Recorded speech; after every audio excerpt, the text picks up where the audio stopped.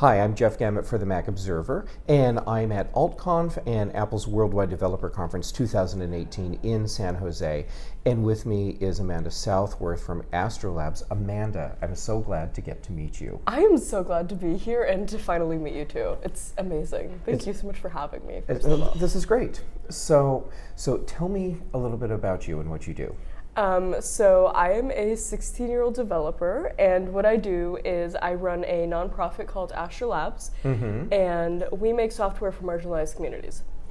So what that means is that we typically take apps or we take chatbots and we kind of tailor a personalized solution to a problem that a community faces.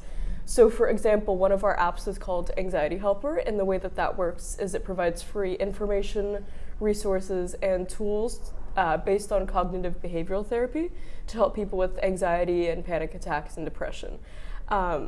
So we typically just tend to find a problem that has a solution, but it's not a solution that's not accessible by the general public, or that may have a cost barrier or may have a systemic barrier. And we try and put it in software form to make it accessible for everybody. That's really cool. Okay. Thank you. So helping people with anxiety issues, and I know I'm kind of generalizing, but helping people with anxiety issues, how in the world do you make an app like that happen? How do you figure out what it is you need to put in an app like that? Well, I think for me it was a little bit clear-cut because I also suffered with anxiety and depression, and I wasn't allowed to get medication or therapy, so I kind of had a clear idea of what I needed when I was out of that place in my life, because when I didn't have access to those resources, I Googled fervently. It was like when you look up, oh, I have a headache, and WebMD is like, you have cancer. It was a little bit like that. Yeah. So I found it really frustrating, especially with all of the information online, that I couldn't really find a solid foundation that made me feel like I knew how to get to the next step. And there wasn't really one place that somebody could go to get all the information, all the resources, and all the tools. It was more like you had to go and find very obscure psychology websites, or you had to go to very outdated websites, and it wasn't really information that you could trust. And even then, a lot of it wasn't very helpful. So I knew immediately after I got better that I wanted a place that I could make where it would have been helpful to where I would have been. I wanted to build the app that I needed about 3 years ago. And so for me, it was kind of always that straight path. It was always what would I have wanted, or what would a friend that's suffering with anxiety would have wanted. And I worked really closely with the mental health community and with my friends suffering from mental illness. And we kind of just undertook this effort. And I learned as much about UI and UX and app development. This was my first time ever building an app. So I took specialized courses on psychology and Swift development, and I especially learned how to cater to people who have stress and anxiety, and like what colors correlate to calm, and what certain animations resulted better moods than other animations. But it was really a trial and error process that I'm still getting down to this day. There's still, there's always going to be bugs in the software, because a human made it. And humans are complicated, so making software to address specific problems, that's hard. It's definitely hard. One of the other things that a lot of people get angry about is why is it solving such a niche problem rather than a bigger problem? Like one of the things that I've unluckily experienced is one of my other apps is a fully encrypted security system for the LGBTQ+ community. Okay. So essentially it's designed to help people in the community deal with dangerous situations like abuse, hate crimes, bullying, domestic violence, all of that really unfun jazz. One of the things that happened was I was just recently featured in the App Store as one of their young developers. And as a result, I got a lot of very homophobic and kind of very harsh reviews from people who were obviously upset that it was only for the community. And I've had people attack me online saying, why is this only for this one specific group? This could help so many people. And it's kind of hard to express that, different situations require different steps.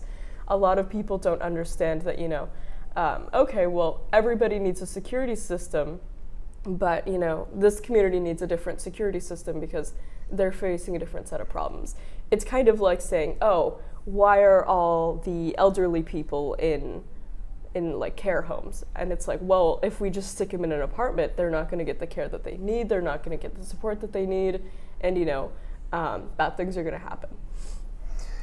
Yeah, and the negative reviews, what I found is that there's a lot of people that hate just for the sake of hating. Exactly. And there's a lot of people that use something that they may not be comfortable with as a straw man argument for mounting their attack, which is really unfortunate. Yeah, I feel like if you are attacking a 16-year-old girl online who runs a nonprofit, then you probably don't have much better things to do. So either way, I'm unbothered by it. It sucks, but No, yeah, life goes on. It sucks, and yes, life goes on. Yeah. Okay, so I want to talk about your nonprofit, but before we do that, I want to jump back a little bit and get kind of personal. Because you talked about how you were suffering from the very things that you wanted to help other people with later on. So you went from this very fascinating person to a remarkable person when you were telling me that, even though you don't realize that that's what happened.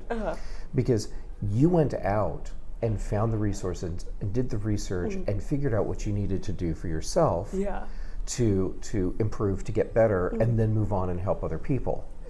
The friends and family that I have that have gone through serious depression, clinical depression, have serious anxiety issues. In many cases, they feel disempowered, and they feel like there's nothing that they can do, and they lose hope and then stop trying to do anything.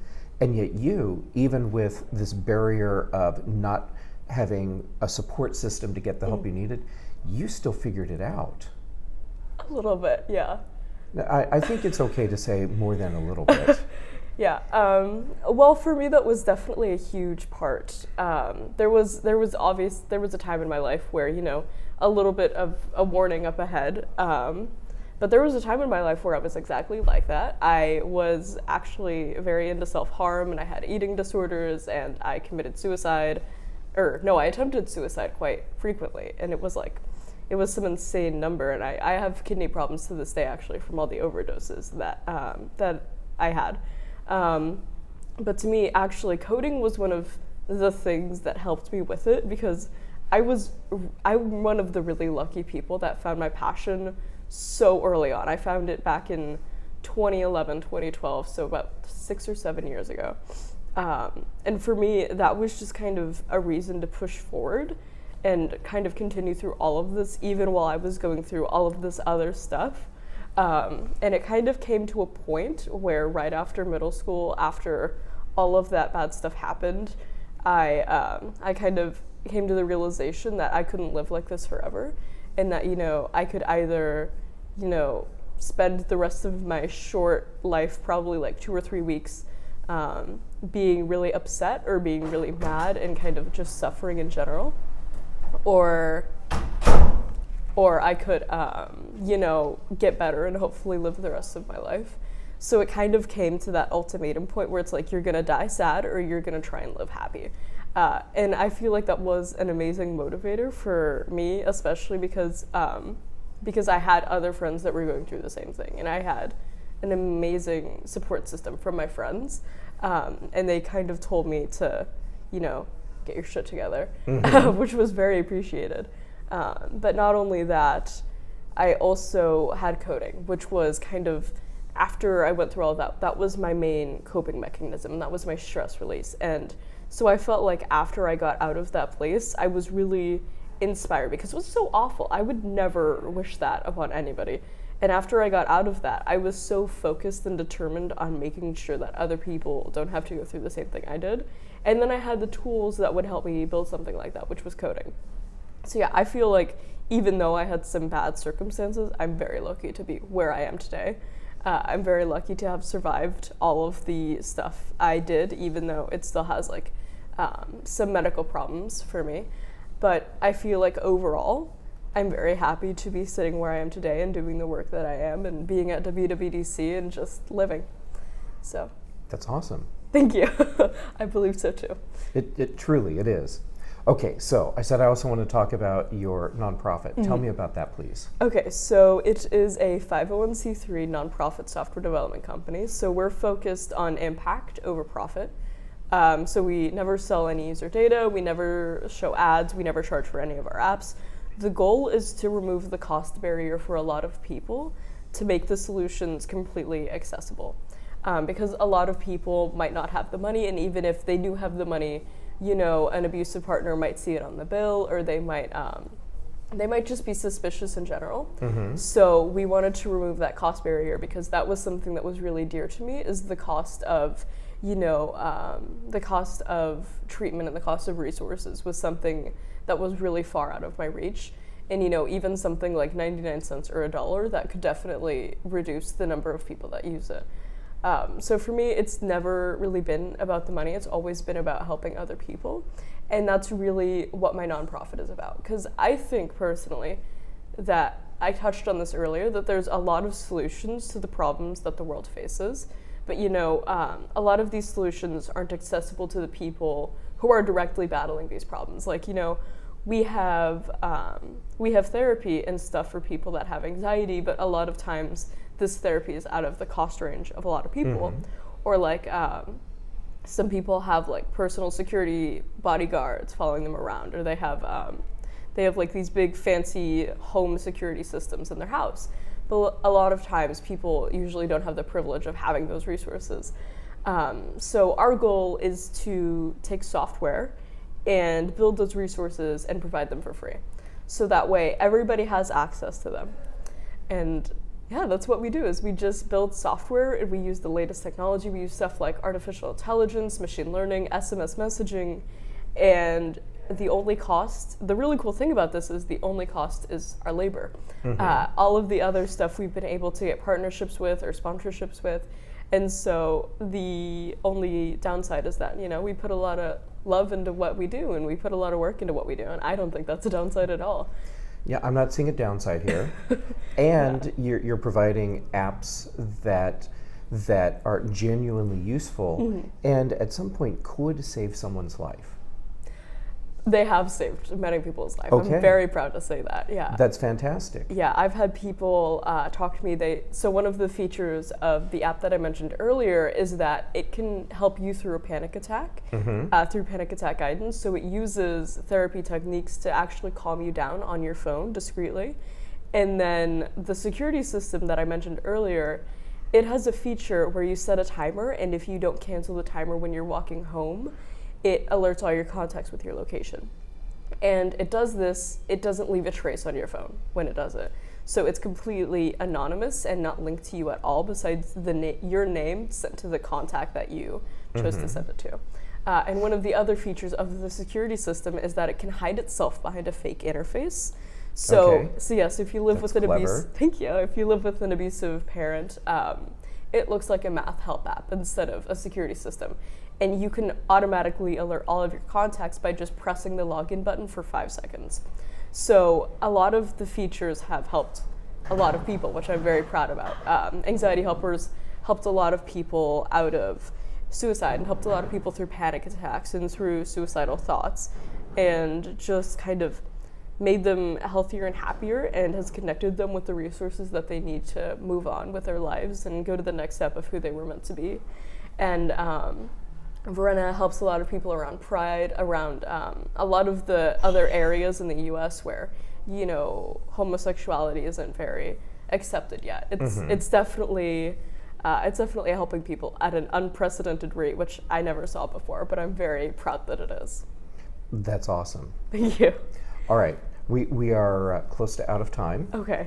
So please tell everyone where they can find you, where they can learn more about your apps, and anything else you want to share. Okay. Well, Well, you can find me at withastra.com. I'm Amanda Southworth. You can follow me on Twitter. And that's about it. Just Google me, I guess.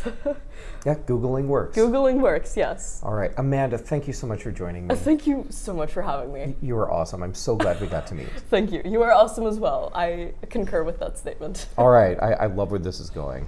All right. I'm Jeff Gamet for the Mac Observer. Thanks for watching. Thank you. Bye.